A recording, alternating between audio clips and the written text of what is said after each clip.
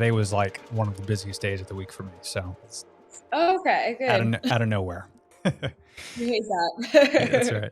So yeah, thanks for coming on the show. I don't know if you've looked at my content, but my podcast. I don't really like do intros. We just get into it. No, You know. I've definitely watched it. I love it. It's great.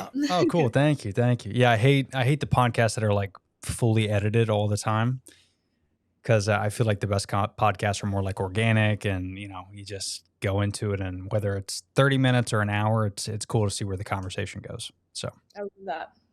and it's pronounced Cortland, right? Yeah, I was named after an apple, but a lot of people don't know. They never tried it. I don't even like it. It tastes like crap. What's your favorite apple if you had to be named an apple? Like Uh, Macintosh?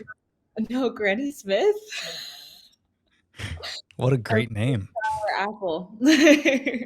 Well, Cortland, again, I'm Tony, and my podcast, we talk a lot about health, wellness, and kind of social interaction, and how social media plays a big impact on our lives and our mental health and things like that. And as a creator yourself, I just kind of wanted to get to know your space a little bit, and maybe you could share your story with my audience, and Yeah. we could talk about how you became a creator. Yeah.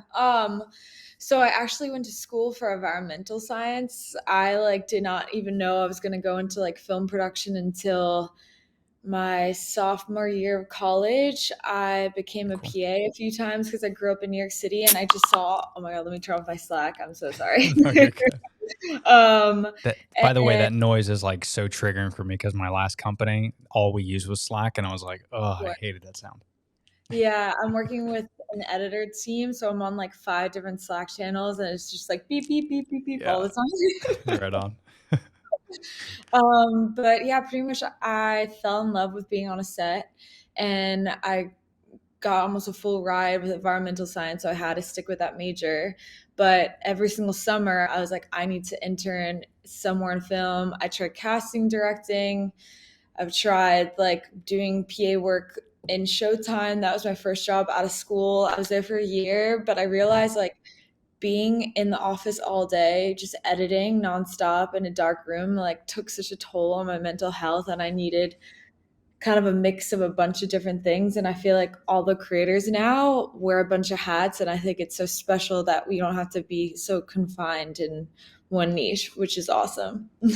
Yeah, that's so true, especially like when it comes down to like videoing. People don't understand, the work and be a creator and video things, whether that's, you're doing something as a director or you're just a production dude or dudette.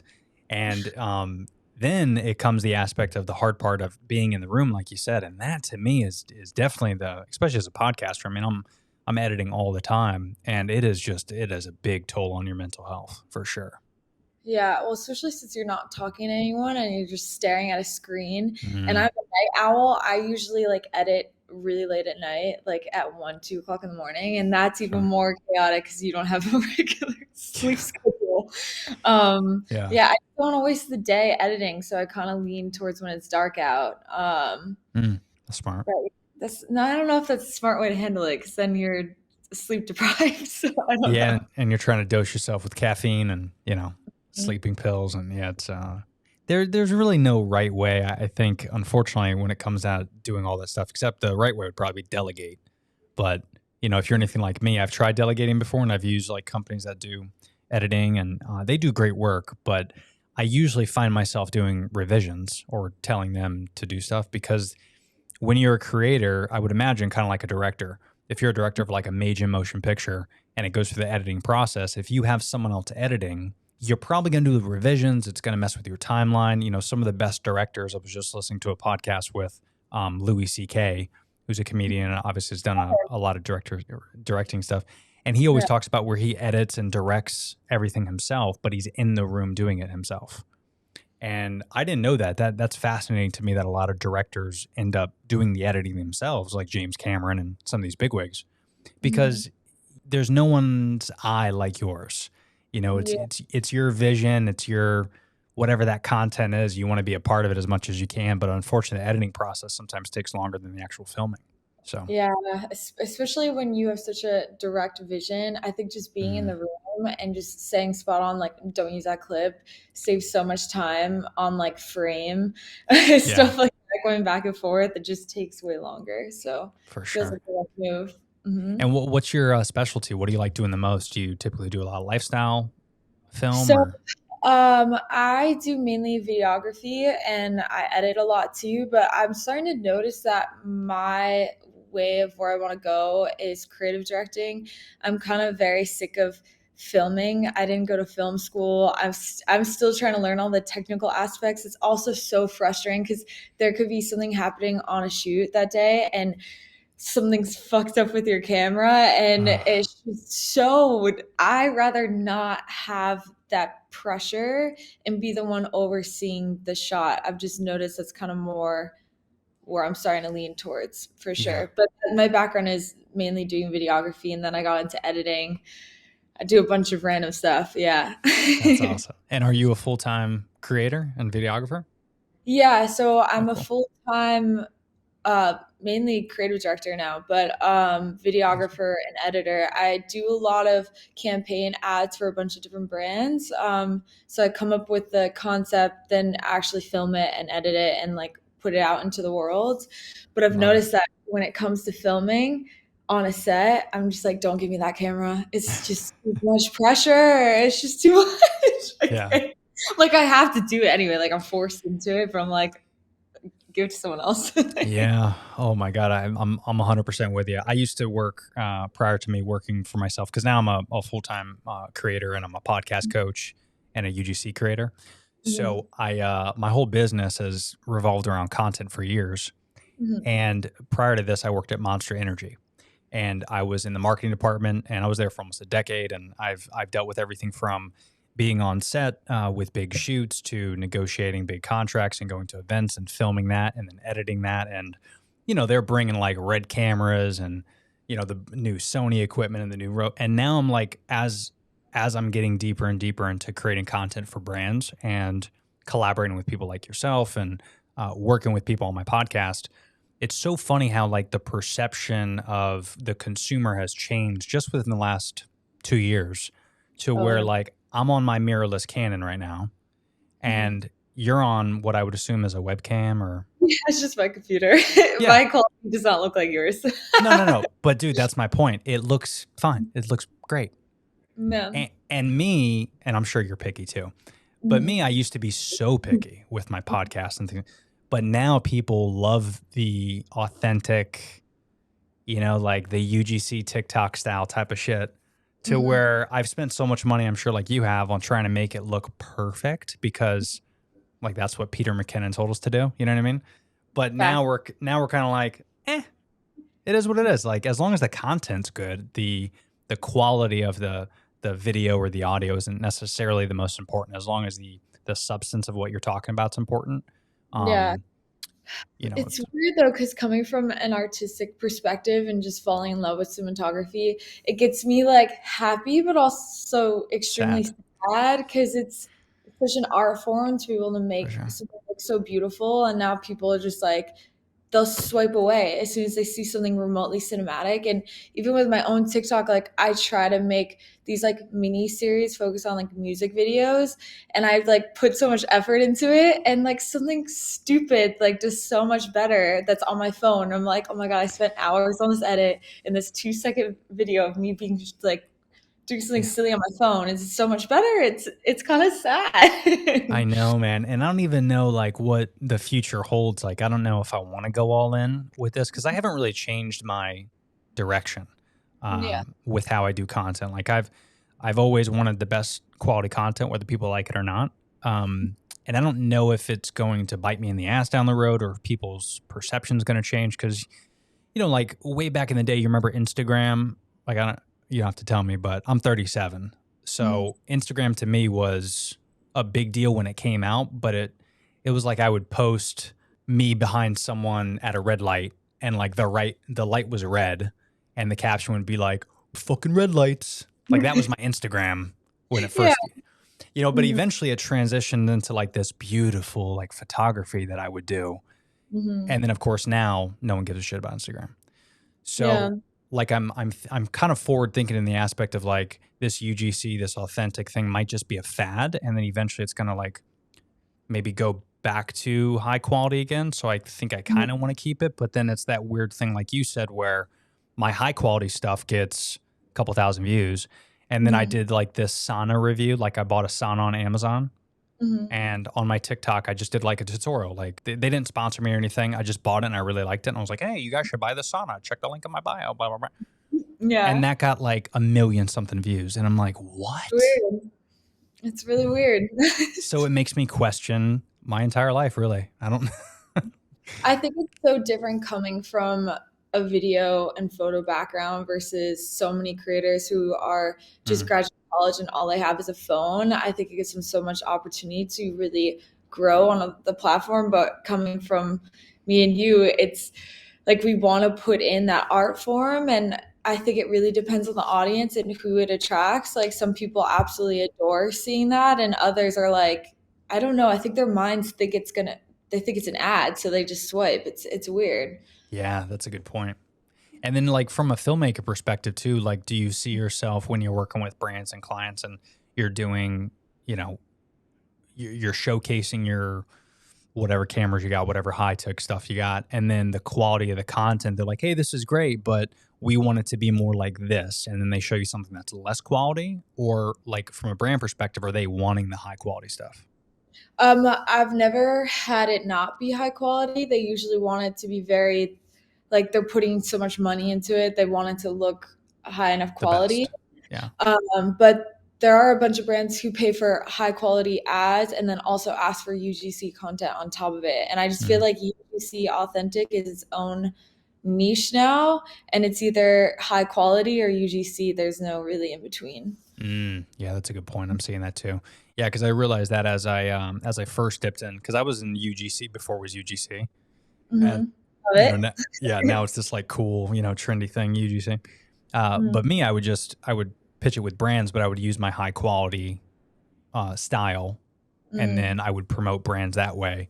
But then I Mm-hmm. started to realize as their budget changed a little bit, and they're like, oh, we could just get with this creator and pay them 50 to $100 for a 30-second review. We don't need to pay Tony 350, 400. And I'm like, fuck, Yeah, so it's hard, especially in this industry now. There's so many people who I think being a content creator is like the number one job people are sought out to look for now, especially someone just graduating college. They're like, let mm, me make content for a living. And it's so difficult because they're either coming from wanting to make it beautiful or just posting anything. And you're competing against such a huge pool of people now. It's just hard. yeah. In just a matter of a couple of years, I mean, I talked to a buddy the other day when he was on the show, and we were talking about would the creator economy be as powerful as it is today if the Mhm. pandemic didn't happen? Mm, It's always an interesting thought that I have because I remember the inception of TikTok during the pandemic. You know, mhm. everyone's at home. You figured there's 8 billion people on the planet. Let's say half of them have a phone.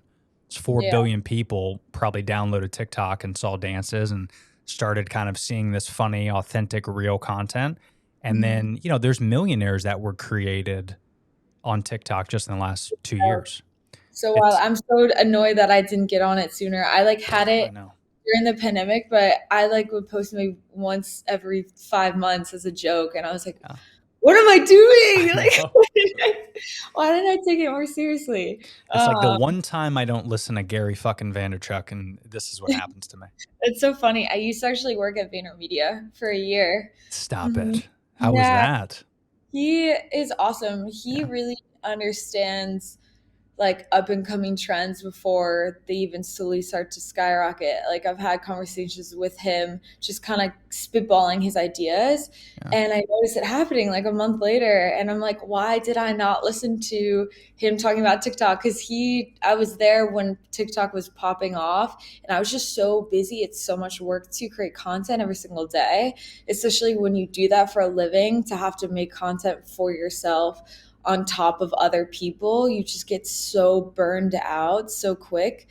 And I Yeah. think we just really need to be good with time management. And I'm still trying to figure that out. Yeah. Dude, that's the truth. And, I Mhm. did realize, and I joke around, watching Gary Vee, and I'm sure since you worked with him, but it's so Mhm. funny how like you watch a guy like him, and he's such an expert Yeah. on content strategy and social media strategy, and you look at that, and sometimes you look at him and say, what you're saying is easy to say because you're in this position, but what people don't understand is that's like going up to Michael Jordan and asking him how to shoot a free throw, right? Like you Yeah. can hear what MJ says, Mhm. but then are you going to say what you're saying that because you're MJ? No, he's the goat. We don't look at it like that sometimes because we think the content world is so like far fetched, but it's Mhm. really not. It's far fetched in the sense of it's a lot of work. And Mhm. when you start to implement what guys like Gary Vee and some, strategists say, and you actually do it and you see it working, it's not an Mhm. overnight success. It's a lot of work, just like it would be if you want to be Michael Jordan. You're going to Mhm. have to put in the time and the free throws to actually do what you got to do it. And that's the hard part. That's what's so kind of, I don't want to say crappy about where it's at now, but because it's so saturated, you have to work a little bit harder than you did 2 years ago. 100%. Yeah. I'll never forget. I mean, his key quote is like, consistency is key. Like Hmm. it really is. And especially even when I was growing up watching Casey Neistat, like he posted a vlog every Yeah. day. Like that's a lot of work. Like it truly is. And on top of having a job, like Yeah. it's difficult, and I think it's especially harder for people who are in a creative job to begin with. It's different if you were working in banking or something like that and then you create Sure. content at home because that's like your creative outlet, but since you have to be creative 24/7 with your 9 to 5 and then your 5 to midnight is you doing your own stuff, it's just a lot. Yeah. Well, and by the way, you're trying to juggle maybe having a relationship or if you have kids or, For you want to sure. hang out with friends. And there's a lot to be said about kind of what makes you happy. And Mhm. again, we go back to Gary because he talks a lot about that too. But the one thing I realized when I was at this corporate job for so long and I got laid off due to the pandemic, Mhm. and I was lucky enough to where me and my wife, we've had a couple houses and we were able to rent them and flip them and kind of make some capital. And then using that capital kind of gave me a little bit of a head start to take a few months off, figure out Mhm. what I wanted to do. And at this point, I was already about 2 years into my podcast. And I'm like, what's something I could do that I could do for the next decade and love it? And it was podcasting. Even the UGC and the creating the content, that was great. But I thought to myself, all right, in 10 years, when I'm almost 50 years old, our brand's going to be like, hey, Tony, can you create us a testimonial video? Like, no one's going to. So I was like, I want a podcast just because I like doing it. Forget about the money. Mhm. I enjoy doing it. And I decided to go all in on it. And yeah, I'm super motivated where I'm at today with it. I love it. You got a good voice for Oh, it. thanks. My voice is kind of hoarse because I've done 3 podcasts today. I normally do like I don't normally do that much, but I this week, like I said, it's been busy because I did like 3 today, and then I did 4 yesterday. So this is 7 this week, and then I'll spend the next couple days editing, and Mhm. that way I could release 1 or 2 per week, Mhm. and I could kind of take a couple weeks off. Is usually how I like to do I love that. You gotta go on vacation. it, dude, for real. And we just found out that my wife is pregnant. Oh my gosh, congrats. So thank you. So that is going to be. I'm excited to have a co-host on I my love podcast. that. I actually follow this dude, Zeth. I don't know if you follow him on TikTok. I've seen so many random creators, it's like hard to keep Yeah. count, but I probably have seen him. He started, this is another guy who's made tons of dough with his channel, but it's so motivating because he started it when I think his daughter was born during the pandemic. I started Mhm. following him because he would bring her on and she has like this cute little speech impediment and she could barely like put together words. And Mhm. she was 1 at the time, I think, or, 6 months, whatever. And then Mhm. now she's, 2, 3 years old and their channel blew up, their YouTube, their TikTok in that course of time because it's just him kind of like hanging with his daughter and, reading books or talking about Disney World or whatever. And That's so it's the cutest thing in the world. Yeah. oh, I'm So not ready for kids yet. I'm definitely not there. yeah, take your time. Don't Yeah, rush. I'm gonna take my time for that. Yeah. Yeah, if I had to, I mean, I'm happy where I'm at, of course, but I spent so much of my time in my 20s and 30s trying to figure out what to do with my life, like we all Mm, do. yeah. And I never really focused on what I should be doing, meaning like what really makes me happy, you know? Mhm. And it's funny because everyone talks about it, right? Like the strategists and your parents, and they're all like, do what makes you happy. And you're like, Yeah. yeah, whatever. Fuck you, mom, dad. I'm gonna party and do. So no one really listens to anybody. You're just gonna have to figure it out on your own. Yeah. Um, and kind of that's where I'm at. At my mid 30s, I finally figured it out. So And that gives everybody hope, though, that I think the more open we are and honest about not knowing what you want to do, the yeah, more like beneficial it is and more relatable. Because I think everyone is just BSing. I'm BS. I don't know what I'm doing. Like, oh my god. yeah. I mean, everyone's be. I mean, even think about it, even doctors. Mhm. They don't know what they're doing. They're reading books and That's not true. yeah, I mean, they're trying to do whatever they can, but we're learning new stuff every day. I mean, when cigarettes really started booming, like doctors were recommending cigarettes because they thought it was beneficial. Mhm. Like they didn't know. They're just figuring shit out. We're all figuring shit out. We don't know. True. But so, I mean, what's kind of like your main goal in terms of where you want to see your business going, and where the content business is going? Like, where do you see it? Where do you see it happening? I definitely think TikTok isn't going where anywhere. Like I've seen Mm, so many articles saying like the US is going to ban TikTok. I just think too many brands are so relying on it that the center of pop culture, like you just even looking at music artists right now, one of their songs popping off of TikTok, they become like the top 10 in the charts. It's like such an incredible opportunity, especially for someone who lives in the middle of nowhere. And like I'm so thankful that I live in New York City and I'm have so many opportunities like given to me because I live in this place. But someone who lives in the middle of Minnesota, like they mm, sadly don't get those opportunities. And to have social media be their outlet to get pretty much fame and money, I think it's incredible. And even the fact that brands now are trying to have a personality on social media and trying to give it an authentic version of themselves, find just like fascinating and yeah, weird at the same time. Like, I don't know. It's a yeah, mix. because it kind of goes like I went to school for marketing, and it goes against everything that you're taught in school. Like when it's a brand, it's a brand. Like Nike is a brand. It's the brand identity. There's never a person behind it. Of course, there's athletes and things like that, but now to your point, companies have their own TikTok, and there's a person behind that brand. If it's Mhm. Adobe, or if it's Tires Plus or Tire Kingdom, or small brands, big brands like water companies, Coca Cola. There's always like one or two creators just behind TikTok, not their Instagram, but just Yeah. their TikTok. It's kind of weird, but when that person pops up, you're like, oh, that's the brand of XYZ. Yeah, exactly. It's There's weird. I'm also just amazed by creators like I forgot his name, but he's the famous like fork ring guy. I don't know if you've seen him. I don't remember his at, but he Uh, became famous over the last year. He's over 1 million followers. Just like during the pandemic, decided to make these cool rings out of like unique vintage forks. And for someone, you've seen it, right? I Yeah, have it's seen that. Yeah. incredible. That's Just to see businesses like blow up just yeah. out of nowhere. And I don't know, I think it's giving the sense of the American dream. It's like true and it's real, and you can really do anything if you put your mind to it as well as put the effort in. So, yeah, I kind of wish I was a teenager still having all this to like look forward to. Oh, I know. Well, and to even think that people nowadays, like we used to look up to, I don't know about you, but I used to look up to like Brad Pitt. Like Mhm. when I watched Fight Club, I was like, I want to be an actor, and I want to be fit, and I want that body. That's who I want to be. And Mhm. it was like unattainable, right? But it was just something we told ourselves as kids. Yeah. Now you look at like a guy like Mr. Beast, for example. He only spent 10 years on YouTube, and now he'll probably be the first billionaire YouTuber. And that Yeah. is 100% attainable.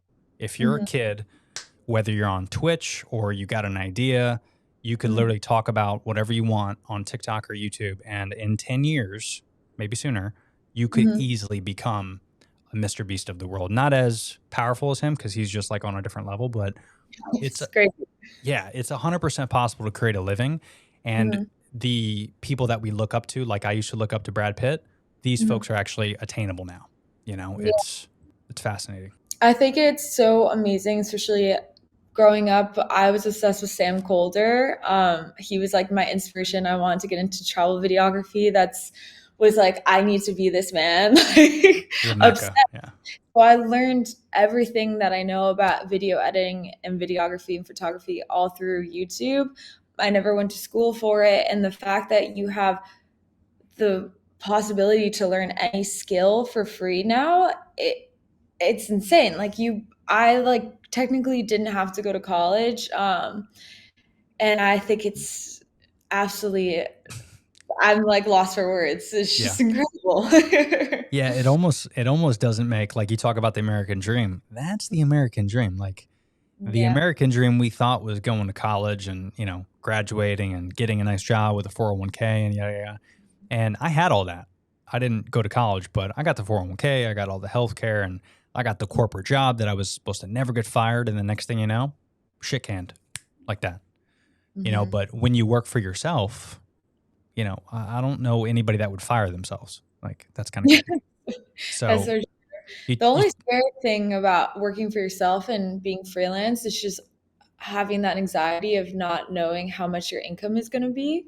mm, Because I was fully freelance for almost 2 years, and I was just on high edge all the time. Like I felt like I couldn't go on any trip with any of my friends who offered me to go somewhere because I'm like, oh, if I spend this amount, like, am I going to make the same amount next year? And it's something that you have to be so prepared for as a creator and as somebody who just makes content for themselves.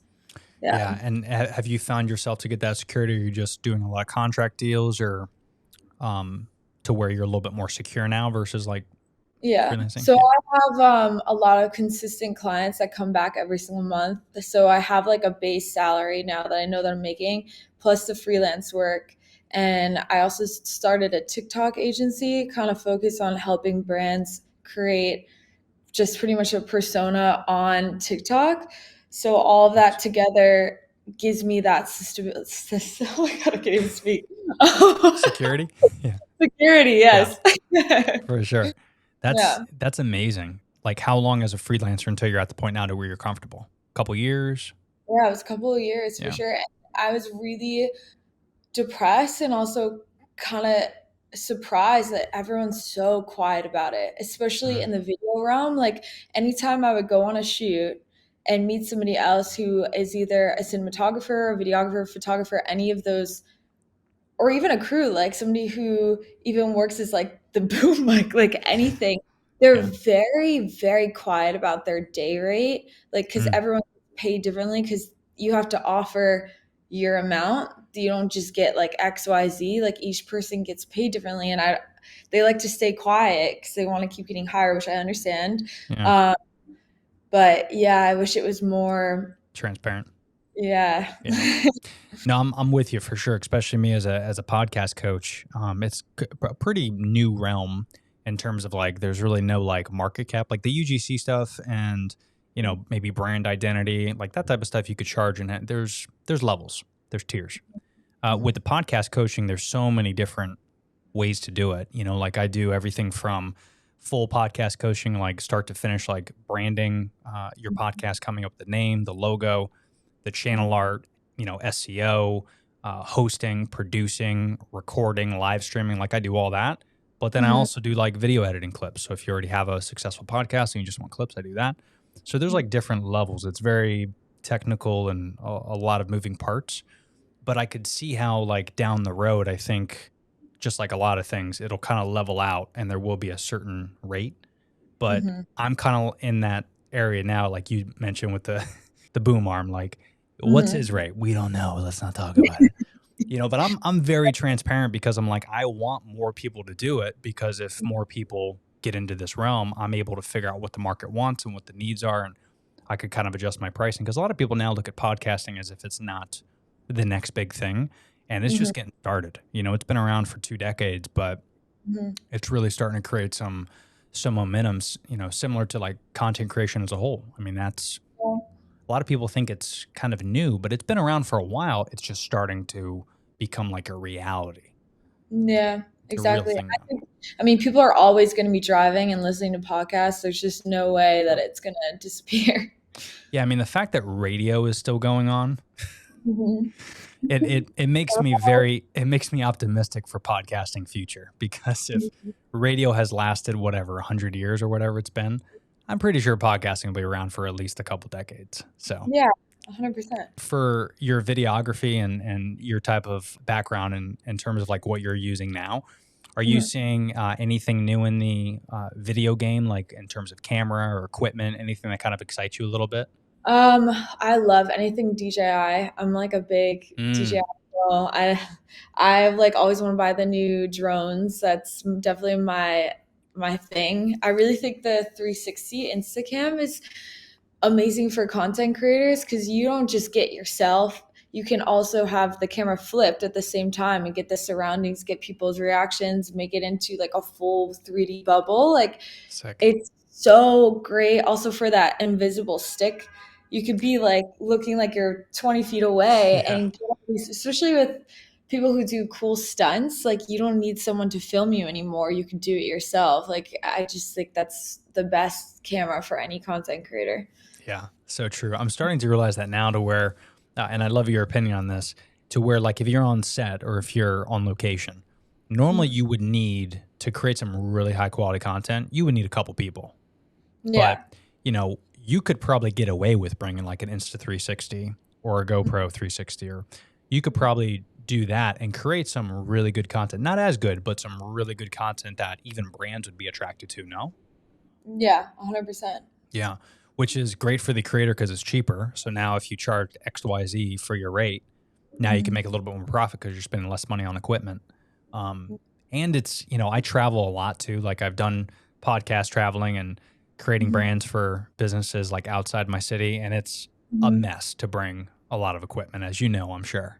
Oh, yeah, I try to keep it to one backpack. If it doesn't fit, it's not coming with me. That's right. I'm going to Yeah. have to figure it out. Yeah, Mhm. absolutely. Well, listen, I want to be cognizant of your time. I mean, we're already at like 33 minutes. Can you believe it? No, it's quick. I could probably talk content with you for hours, so we'll have to probably do this again. Okay, Um, yeah, sure. but I did want to ask you. So this is something I ask everybody that comes on the show. Uh, Mhm. in the last 12 months, what have you what have Fair. think of every day the last 12 no the last 12 months, what have you learned that has made you a better human?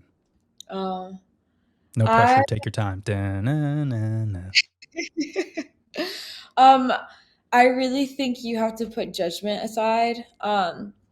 Growing up in New York City, I kind of definitely had a judgment bubble put on Mm, me. Especially you see some very weird, crazy stuff just walking around the streets. yeah. But the more you have to take a step back and understand like how the person got to this point is so beneficial. Like if someone's having a bad day and they're mad at you for absolutely no reason, you have to not get mad back and like actually think, take a few steps, be like, did something happen to them? Like don't give like your reaction right away and like really think twice before you're mean back. Like I just think Mm. everyone deserves kindness and the more kindness you give out into the world, I just truly believe in karma and the more positive you are, the more it'll be attracted to you. That's so true. No, and well said. And there's definitely something to it, because I've always thought I was a kind human for Mhm. years, and then I did this kind of gnarly challenge last month, where for the month of December I did 25 random acts of kindness, like Mhm. leading up to Christmas, and I love that. it was kind of like crazy, like things I would never do. I was driving, I saw a homeless person, so I got out and just wrote him a note on a post-it, folded it up, and just gave it to him. And it was like a very cute, inspirational note, I think. And Mhm. I drove away and looked in my rearview mirror and saw him read it and saw him kind of like get a little emotional. And I was like, that I would never do, but Yeah. I've been trying to do things like that, and just the impact you can make on other humans is crazy. And of course, you feel good. There's a little bit of selfishness with that as well, but the fact that you can make someone's day, because I've had some pretty hard days, like we all have. Mhm. And if someone did that to me, I would be forever grateful. And, Yeah. a lot of great things are happening in my life right now. Mhm. And I don't want to say it's because of the last few months I've been like really focusing on being kind, Yeah. but maybe there's something to it. I don't know. I'm like very especially an advocate for always being nice online, especially with people you don't know. It like bothers me so much when people write such hateful comments to someone they've never met before, because you never know like what they're like battling with inside their head. And I'm just so scared like one day someone's going to read a comment and you might not even mean it in the most rude way, but they could take it so close to heart and it can affect them for years. I don't think it's worth it. Even if I know maybe that person might be hurting, that's why they're hurting other people. Yeah.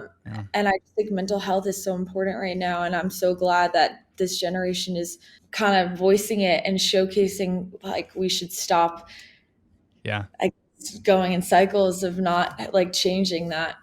Yeah, especially because we can make it a virus. We talk a lot about the pandemic on this, but I mean, a virus could be negative as well as positive. If you can Yeah. create positive energy on your For You page and you're just flooding it with nothing but positivity, eventually that's a lot of people pick up on that and hopefully that'll trickle down and spread, so to speak. And that's how you can spread positivity. But that's why we got to be vocal. We got to talk and we got to collaborate and we just got to do everything we can to help each other because, we never know how much time we have here. Like that's what, I had kind of I'll leave it at this, but I had kind of a gnarly, rough Mhm. year where I had a tumor in my lung. Mhm. And that's what really opened my eyes to like start creating and start doing what I wanted to do and not find a corporate job because I didn't want to do it. Mhm. And when I was in that hospital, barely breathing, having a tumor, I had to get it removed. Thank goodness it wasn't cancerous. But when you have something crazy, and we all have been there, but when you have something crazy happen in your life, Mhm. whether it's losing a family member or having some type of disease or something, shit changes. Your perception, it changes. Ever since that happened, I tell my friends that think they have it rough, like, they were stuck in traffic driving to my house. And I'm like, calm down, dude. It's not that. Why are you upset? It's not that big But a deal. there is. You know? Yeah. I And think it, everything happens for a reason, and the mm, fact that that happened to you, which is a horrible thing, the fact that you now do what you love because of it, I think it was a weird blessing in some way. yeah, Yeah. meant to be. Yeah, Mhm. it's like me. I'm only like 5'5". Okay, so the fact that I was made fun of for like 20 years of my life, it worked out great because now my ego is so high and I'm Mhm. so confident. I'm glad I got made fun of because I was able to now I just kind of shrug it off. It's no big deal. It's made me thicker. I love that. Yeah. But hey, listen, Cortland, it was great getting to know you and great hearing from you. I'd love to catch up with you soon. Yeah, And for and for people that I'm going to leave all your info in the episode notes and all that jazz. But for people that sure. are just watching or listening, where can they find you? What's your socials, website, all that jazz?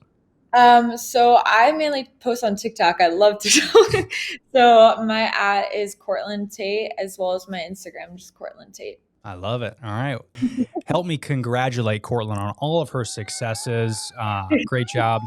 We're virtual, but everyone's here applauding you. So, Wait, am I? Oh, whoa! I was like, I thought I was hearing things. yep, that's my horrible soundboard because no one's in studio. So this is my way to I pretend that love it. people are around me. I made my whole day. That's right. Well, Cortland, thanks again, and we'll definitely stay in touch. And I'll shoot you an email with some info that I'll need from you. But thanks again, and stay cool up there, huh? You too. Have a good one, All and right. congrats on the baby. That's awesome. Thanks. I'll let you know in like 18 years how it goes. We'll see. Okay, sounds good. All right, see you later. Bye. Oh, hey there. First of all, thanks for making it to the end of this video. Not a lot of people do, according to the YouTube analytics, but I do want to say thanks for listening to this. There's some more episodes if you want to check those out, and they're all just as good. But if you haven't already, make sure you subscribe to the channel. Check out those timestamps below to reference some of the topics I talked about, as well as some discount links to some of our sponsors and affiliates. But thanks for listening to this episode, and we'll see you next time.